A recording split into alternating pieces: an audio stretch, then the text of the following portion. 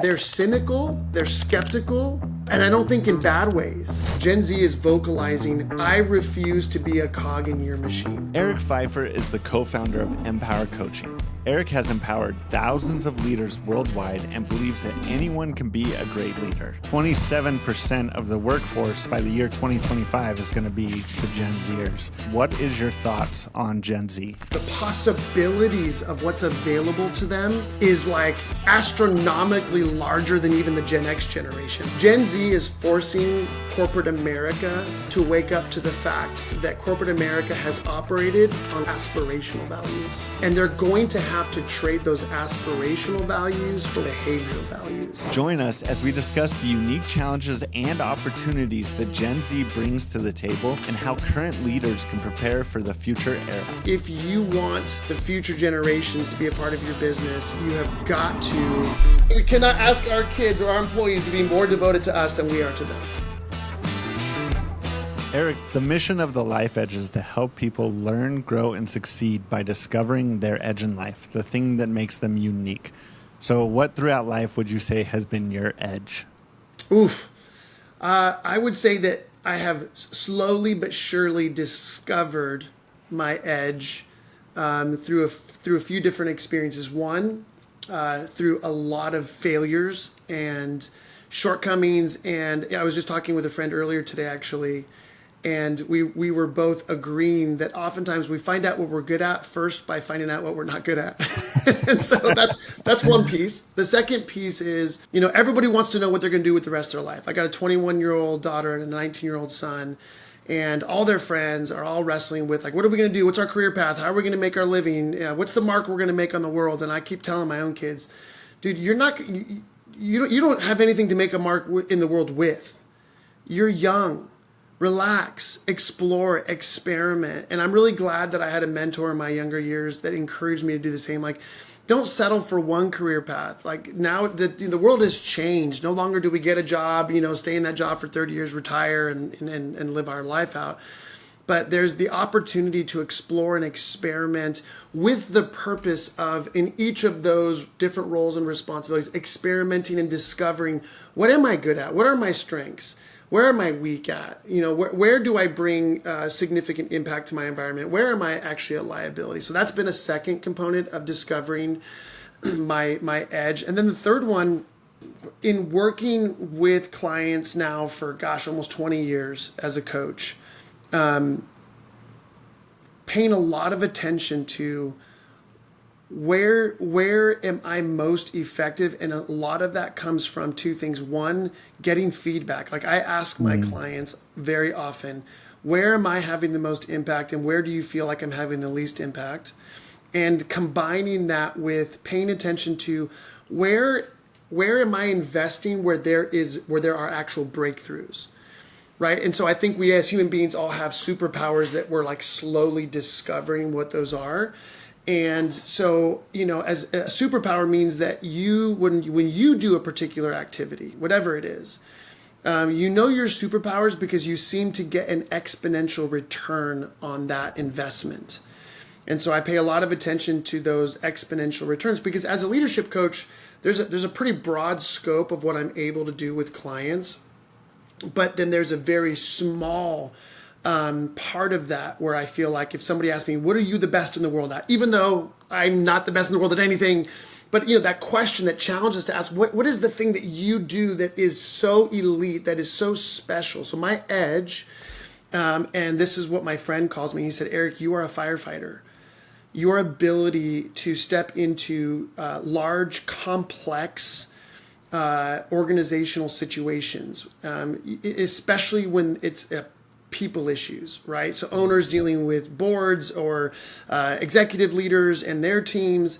But when people, leaders and teams are feeling stuck, when they're feeling like they're at a threshold they can't get past, especially when it deals with difficulties amongst the people. Because like I said to you earlier, I believe that people are the engine of the business at every level. And to the degree that those people are operating individually and collectively well, the engine runs well, the business will necessarily be more efficient, productive, and profitable, period. And I've seen that over and over and over with every organization I work with. Mm-hmm. And where they're not, the company does not flourish. It does not. It starts to stall out and stagnate. And so when companies kind of have reached their limit and leaders have reached the limit of like, we don't know what to do to get unstuck or to get the breakthrough, that's where I love to be. The more intense, the more difficult, the more at stake for whatever reason, Chris, I feel like everything slows down for me. It's like the Matrix. I just feel like when I'm in those boardrooms or those executive meetings and I'm dealing with all of the intensity that's probably been boiling up for sometimes years, there's something about that space where I feel most comfortable. I feel most at ease. And I remember my friend one time telling me, firefighters don't become firefighters so that they can go, help a cat out of a tree and help a woman get back on her feet. Like, those are noble enterprises, but they do it because there's something in them that is driven to go into the most risky and difficult and scary environments and to help the people in those environments to a better place. And so that, I would say that's my edge. I love that concept of the firefighter in handling large, complex problems, because that leads right into where I want to go in today's conversation. As you mentioned earlier that you have young adult children, and we've all heard the negative talk about this Gen Z generation that's coming in. And I read a statistic this morning that 27% of the workforce by the year 2025 is going to be the Gen Zers. And so I'd be curious right now, being somebody who is in the workplace as far as working with these large companies, coaching them, but also having young adult children who are about to join the workforce. What is your thoughts on Gen Z? Well, I absolutely love Gen Z, as I did Gen Y, as I did do Gen X, of which I'm a part of the Gen X generation, as I do the boomers, and on and on and on. And here's why. Let me give you the backdrop on that. I think every new generation that's emerging into the workforce represents some of the best qualities of the previous generations. Usually it's the previous two generations, but also represent a reaction to some of the worst qualities of those two older generations. And so what often happens, not all that different from parents with their own children growing up in their household, is, when the kids are young, they're like, oh, mom and dad are superheroes, they're amazing, they know everything, they take care of everything, they do no wrong.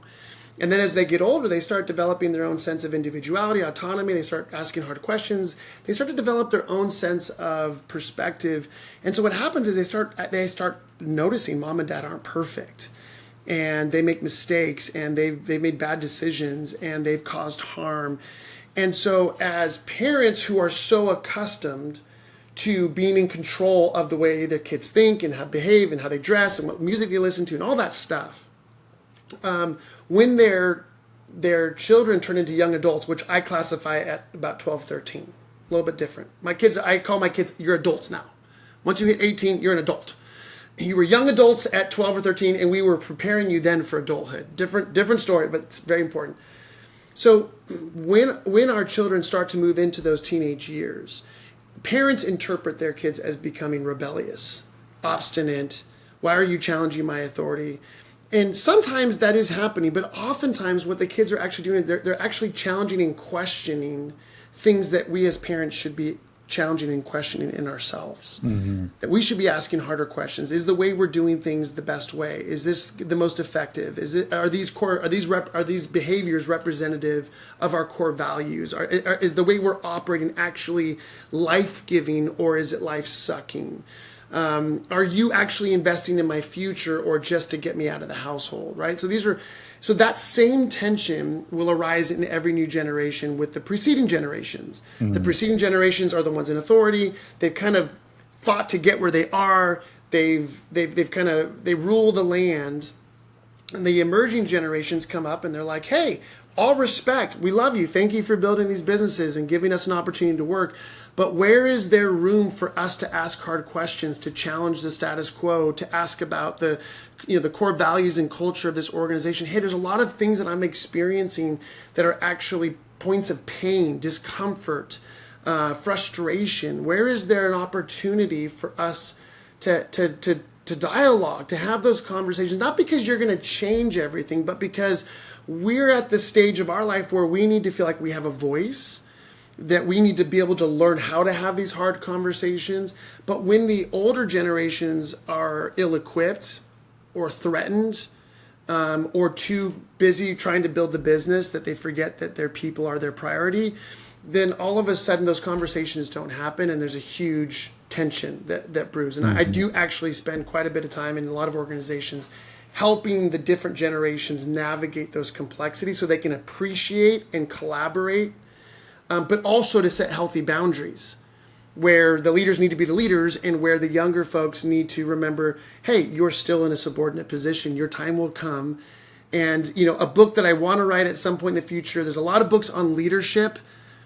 I have not seen a book on followership yet. We all want to be leaders. Very few books, except for the 5 Dysfunctions of a Team by Patrick Lencioni and a few others, but very few books on what does it mean for me as a young emerging, worker / leader. What does it look like for me to engage the process I'm in, to understand that this is important because this is the season that I'm being prepared for a future opportunity when I will be in charge, right? This is why all young kids, whatever they go through with their parents, they leave home, then they go get married or whatever they do, and they have kids, and then all of a sudden they're like, oh shit, maybe my mom and dad did know a thing or two. Maybe I need to talk to them and ask them about how did they parent, how did they make decisions about mortgages and financing and debt and, whatever they're trying to figure out. Because it's not until those kids get into the situations where they're faced with these significant challenges, they realize, oh, being in a leadership position isn't as easy as I thought it was. It's not just about making decisions and calling the shots. There's a huge amount of responsibility. So all that, forgive me, is the backdrop for Gen Z. Gen Y and Gen Z for me are very similar, but there's some differences.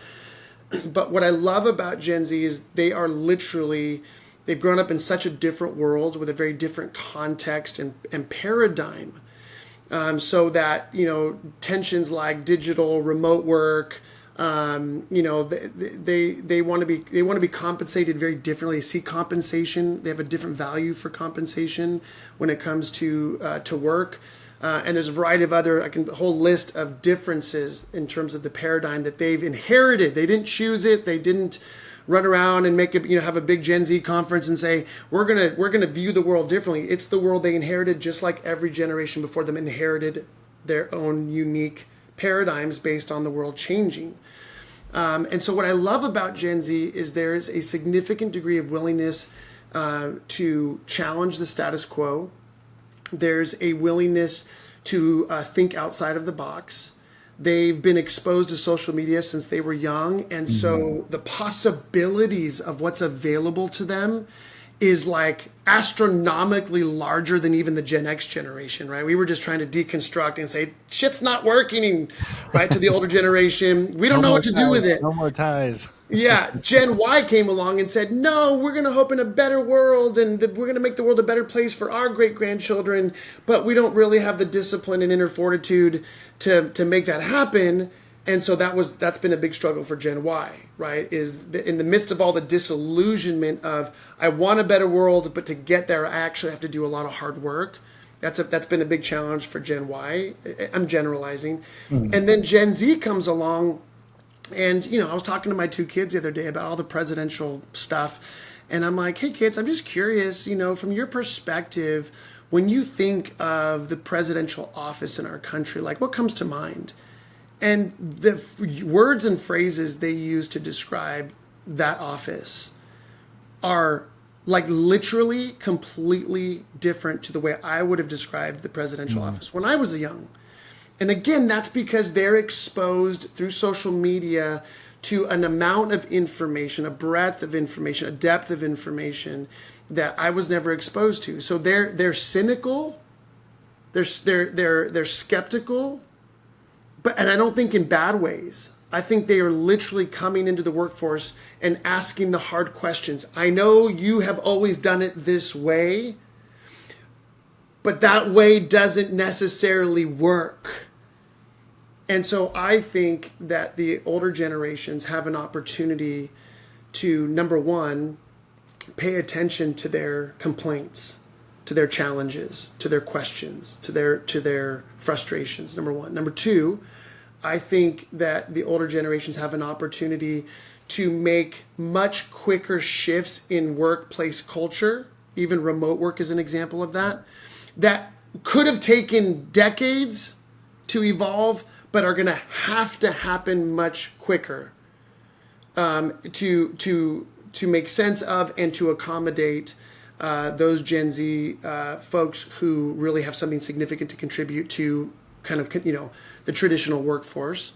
And then the third thing is Gen Z, in a way that Gen Y didn't vocalize, even though I think it was latent in Gen Y's desire. Gen Z is vocalizing, I refuse to be a cog in your machine. Mm. If you don't handle me from a position of that I have intrinsic value in and of who I am to you and your company, but also just for myself, if you don't care enough about my development, my future to invest in me, if you don't take seriously my trajectory, then I'll go do something else. There's a million other options. I do not have to go and just jump into the workforce, the traditional workforce, and get a 9-to-5 job and work for this wage, because I will find another option. I do think there is a significant place for the Gen Z group in what we would call a traditional workforce. However, I think what they're doing is they're forcing the hand of the current leaders of these organizations to ask the question, do we actually care more about profits or do we care more about our people? And I know a lot of high-level leaders, and books have been written about this issue, saying, oh, we prioritize people over profits and productivity. Oh, and we believe in work-life balance. And oh man, the slogans and the value statements written all over the walls of these organizations. And sadly, but also, it's part of the job. Part of my job is to go in and just call bullshit on all of it and say, bullshit. You're saying these things, you're declaring these values, but when I look across the breadth of your organization, I don't see these practiced. So here's how I'll wrap it up, because I'm getting long-winded. Gen Z is forcing corporate America to wake up to the fact that corporate America has operated and has been able to get away with operating on what I call aspirational values. This is what we would like to think of ourselves. This is what we would like other people to experience as. This is how we would like to be perceived. And they're going to have to trade those aspirational values for what I call behavioral values. This is what we're committed to doing. This is how we're committed to operating and behaving. And we are going to commit ourselves to being just as accountable for these behavioral values as we are going to hold the younger generations accountable for them. And so that's the big, I think my hope is that's the value and why I'm excited about Gen Z entering the workforce. And not to mention, by the way, that my previous protege, it was basically on the cusp of the Gen Y, Gen Z, and far more Gen Z than Gen Y. And I loved him for that. Going off the Gen Z not wanting to be a cog in the machine and really looking for meaning and purpose, what is the company's role in making sure that their employees find meaning and purpose? This is a great example of where there have to be clear expectations and clear boundaries. There are a lot of jobs for which people are going to have to do through which that specific activity, they're not going to find their sense of life fulfillment and significance and purpose. In the same way that my children growing up learning to do chores, it's taking out the trash. My kids aren't going to find significance and purpose in taking out trash. Like, that's not their significance and purpose in the world, is to be a trash taker outer, for example. But I think the responsibility of the employers is to contextualize that every role and responsibility within any organization is actually serving a higher value and purpose for the organization. And that then holds the organization accountable. Why do we exist?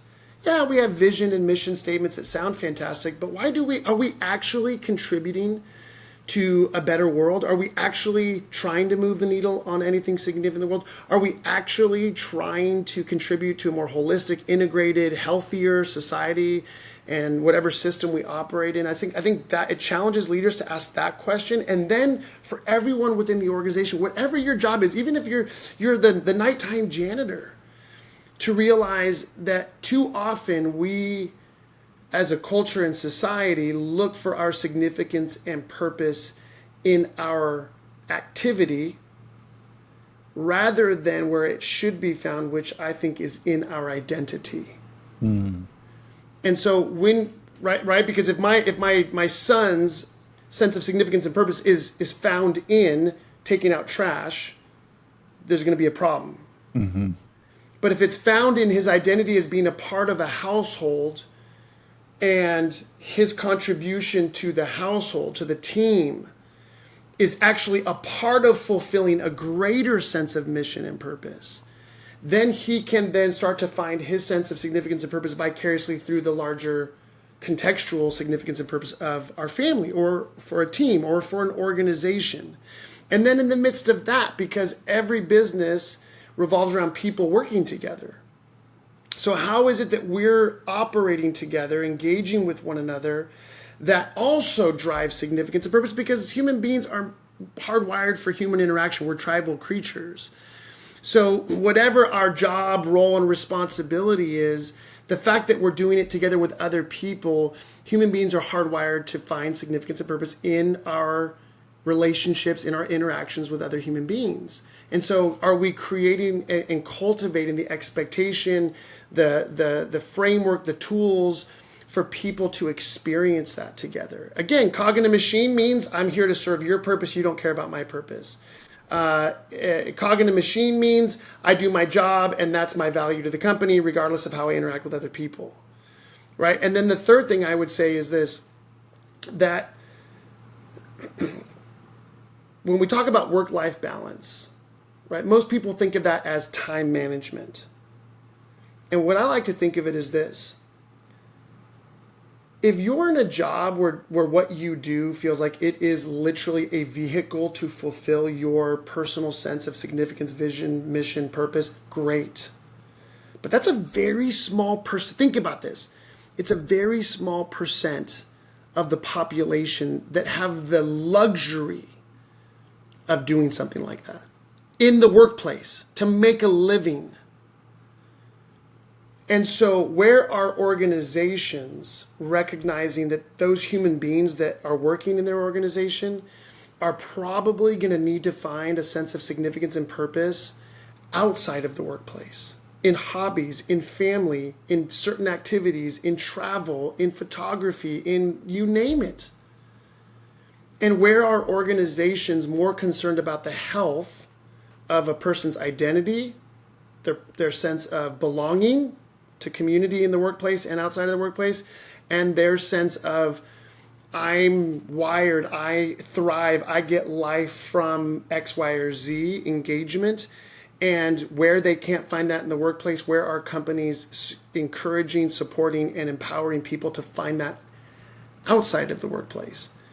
And I think that's the responsibility of employers. And people have said to me before, oh my gosh, I can't believe you're asking employers to do all this. I mean, we're going to have to hire 500 HR reps and a whole, I say, well, yeah, you can think of it that way only because the way that corporate America has been built is on a completely different system that still views and treats people like they're cogs in a machine. That's why we're so enamored with the Chick-fil-A's and other organizations that seem to care about their people and prioritize their people, because we're like, you can do that? That's possible?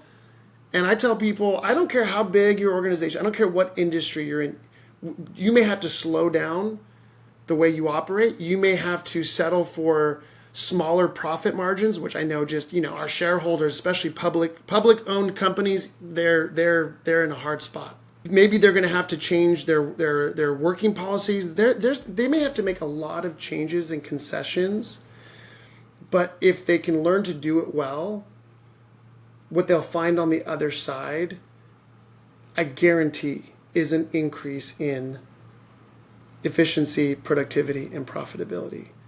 There's a reason why, the 4-day work week, stuff like that has become so popular, because people are starving for a different paradigm of how do we do this thing called life, where yes, we want to work and be productive and useful and make money and take care of our families, but also live life in a way that feels fulfilling and gratifying and enjoyable, and where I'm not running my health into the ground and I'm not trying to keep up with the Joneses. And there's a lot of cultural, social issues that we also have to deal with in that conversation we won't go into, but that's my encouragement. And I'll tell you what, I work with some very large organizations, and part of the reason I continue working with them past a kind of preliminary season is because what they discover is, wow, we can actually begin to make these changes. We do see the difference it makes in the lives of our people, and we actually feel better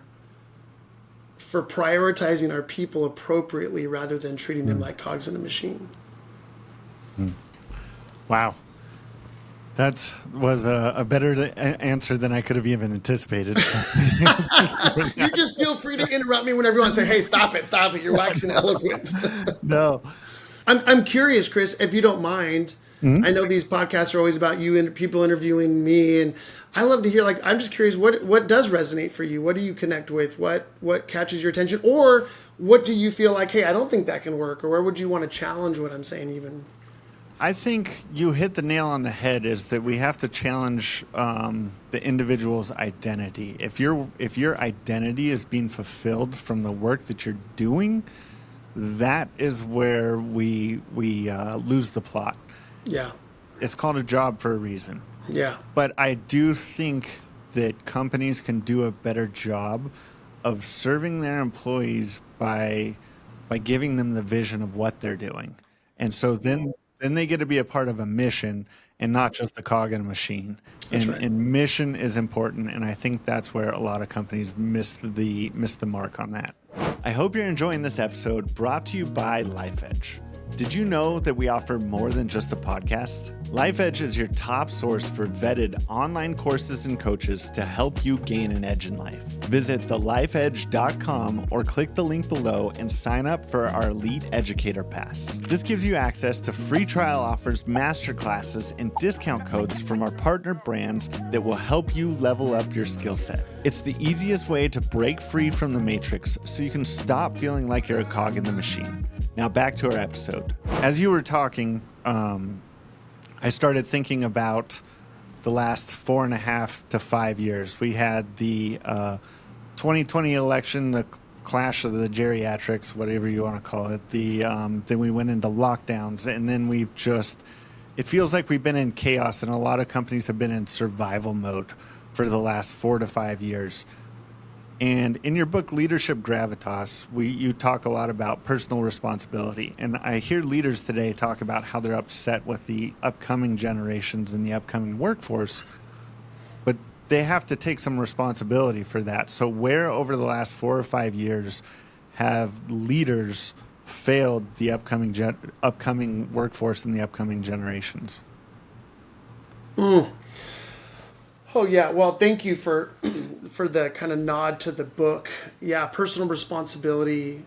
I call it the power of personal responsibility. I mean, it was a radical trajectory shift in my life when I realized that I spent more of my time complaining, bitching, moaning, projecting responsibility, blaming the world around me for why things weren't going my way, rather than waking up to the fact that I'm the only person in charge of my attitudes and my behaviors, that I'm the only one that gets to write the story of my life, even though I'm a character in a larger context and setting, but I'm the only one that gets to choose that. And it's amazing how many mornings still, even at, I just turned 48 on Sunday, and I've been practicing the stuff that I coach leaders in for, 20 plus years, and I still wake up on different days, and I feel frustrated, I feel depressed, I feel anxious, I feel upset, I feel like the world is happening to me.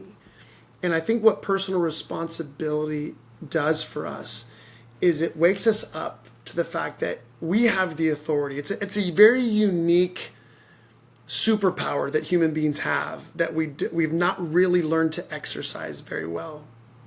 But it's the authority to choose the perspective that either life is happening to you or it's happening for you. You're either going to react and try to navigate the difficulties of life and try to escape as much of the pain and heartache and losses as possible, because that's life. That life has a lot of that in it.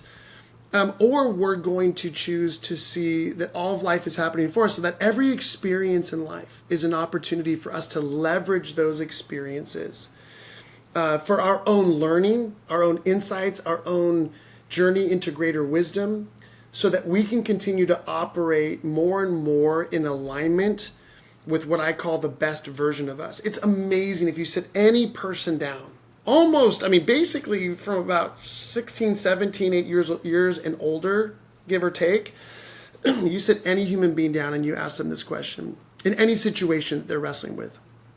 I want you to step back from the situation, and I just want you to imagine, what does the best version of you look like in that situation? How does the best version of you think about that situation? How does the best version of you respond to that situation? You know what's amazing, Chris? Without any input from me, the vast majority of the time, people share unbelievable, healthy, holistic, integrated, sober, realistic perspectives.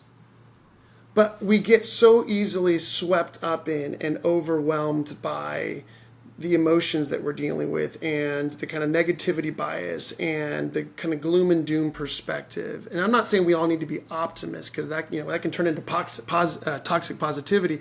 I just mean when we're able to extract ourselves for a moment from the difficulties of life and look at it and get a more objective, healthier perspective, which I think people have the ability to do on their own. What I spend a lot of my time with leaders is actually training them to do this for themselves.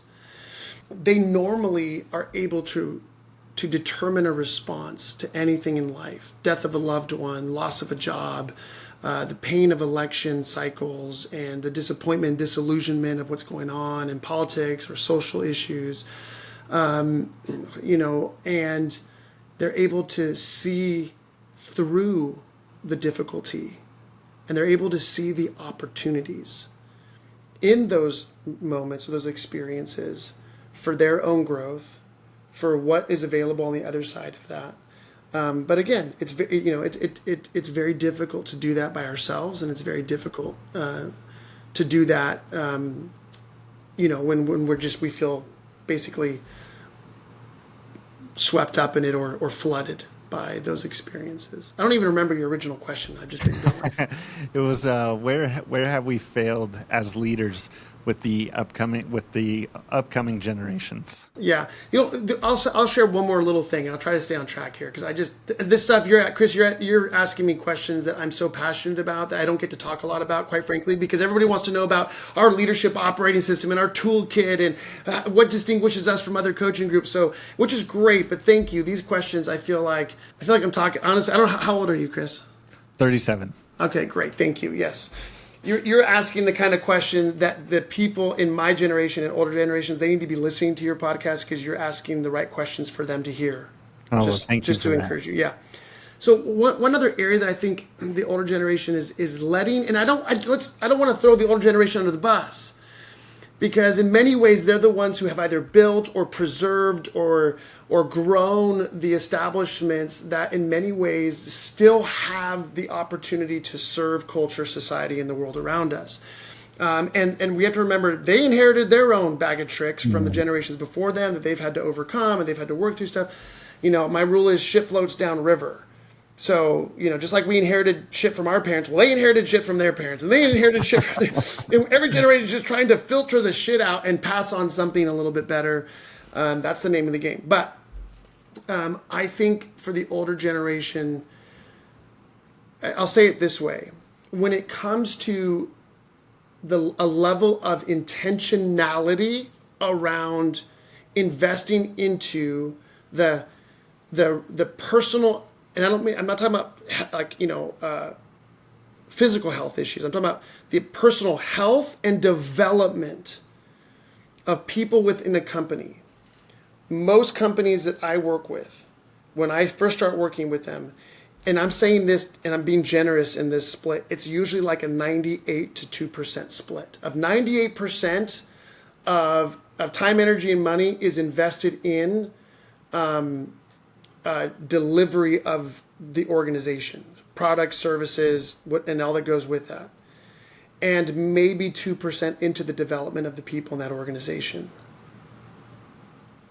And then even what is being invested into most organizations is what I would call a mishmash of a ton of different leadership philosophies and ideologies, and we send this group over here, we send this group over here, and then we bring this speaker in, then we do this, which is fine. But I tell people that's no different than like going into your company and be like, hey guys, here's what I've decided. Everybody in the company gets to choose whatever operating system they want to use on their computer. Imagine that for a second. Mm-hmm. The reason most organizations stick to one operating system is because that operating system determines what apps can run, what apps don't run, what programs they can run, the communication between, think of like a CRM or an ERP, like these massive businesses that allow all the different pieces of the organization to communicate effectively, to make decisions together, and to accomplish great things together. We don't even realize that right now what we're doing in most organizations is we're just throwing crap at people, hoping it's going to help them be better people and better leaders. But there's very little intentionality, strategy, and real sense of like, where are we going with this? Which is why a lot of the companies that I end up working with, I end up spending multiple years with them. Not because I'm trying to hang on to them. I've got a waiting list of companies I need to work with, but mainly because once they get down the road and they realize, oh my gosh, like we have not been operating with a unified, consistent leadership, what I call leadership operating system. Like we do not have an agreed upon way about how we make decisions, handle conflict, have hard conversations, deal with, insubordination, how we, all the stuff that goes into the people working together in an organization. It's just like everybody's just kind of bringing out of their own bag of tricks what they've learned from their history, what they think might work. And some of it a lot of it may work, but it's different. And therefore it creates tons of communication challenges.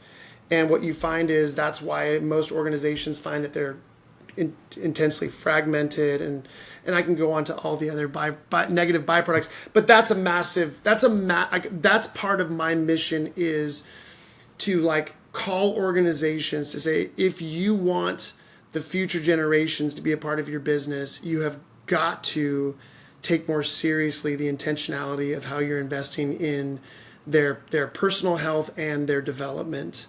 Otherwise, they will continue to feel like a cog in a machine. And so don't get mad when somebody offers them a 15%, greater pay, and they're going to leave you high and dry. And you're going to say, I can't believe this. Why would they go just for, and I'm like, because what loyalty do you demonstrate toward them? Like, what have you done to invest in them? If I don't invest in my kids intentionally, my wife and I haven't done that for, 21 years, I don't have the relationship with my kids that I do today. My kids and my wife and I are so tight. We have our issues because we're human beings, but part of their devotion to us has been our devotion to them. And we cannot ask our kids to be more devoted to us than we are to them. We cannot ask our employees to be more devoted to us as leaders than we are to them. By the way, I've never said that. That was really good. That needs to get tweeted somewhere. That's a good line, right? We cannot ask our kids or our employees to be more devoted to us than we are to them. I'll clip that and make sure to send it to you because it's fantastic. Oh my gosh. Well, we got to get into the lightning round here because I know you have to get going. Oh yeah, I got to jump on another call. Thank you for reminding me, Chris. Yes. The last question I love to ask all the guests is, what is one lesson in life that you want to share with all the listeners? I mentioned it earlier, and I share this often. I have a lot of different lessons that are good, but this is the one that I pound the pulpit with, as they say, is the sooner we can wake up to the fact that we are the only ones who are in control of our attitudes and behaviors, the sooner we wake up to the fact that we are far more in control of our life than we realize. Where can the listener go to connect with you or learn more about what you offer at Empower Coaching? Yeah, so www.mpwrcoaching.com. That's just the word empower without the vowels. Thanks to my younger former protege. It's very clever. And our website, they can connect to everything. We offer a free 1-hour coaching call. Most people are shocked when I'm the one that gets on the call with them. They're like, what? I thought you'd have a whole team. I'm like, I do have a team, but this is the stuff I love doing. And I tell people, you don't have to know what you need to talk about. You don't need to bring any significant problem. If anybody out there who's feeling stuck, feeling frustrated with where they're at in their own journey, we would love to get on a call, not so that we can sell our stuff, but so that we can, first of all and foremost, just listen and appreciate with what they're going through, because most of us don't have that space in our lives, a safe place for that. But also so that if there is an opportunity for us to connect them to resources that can help them get the breakthroughs they're looking for, we'd love to be able to do that for them. For everyone that's listening, I will make sure to include those notes or those links down below in the comments or the show notes. If you like this podcast, please be sure to like, subscribe, share it with a friend so we can continue to get amazing guests on here like Eric. Eric, Yay. I can't thank you enough for your time today. I hope you have a great one. Thanks for being a guest on the podcast. Thank you, Chris.